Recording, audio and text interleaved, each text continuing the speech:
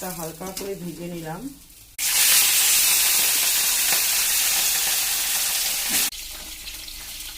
কালো জিরা ফোড়ন দিয়ে দিলাম।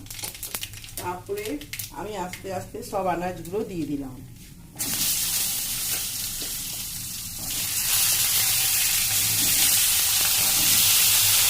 আপনারা গরমে এই কাতলা ঝোলটা খাবেন, শরীরেও ভালো থাকবে, সুস্থ থাকবেন।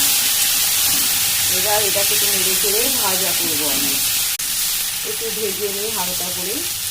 এখানে মাছ ভাজাগুলো রেডি হয়ে গেছে। একটা মশলার পেস্ট বানিয়ে রেখেছিলাম, ওটা এখন আমি অ্যাড করব।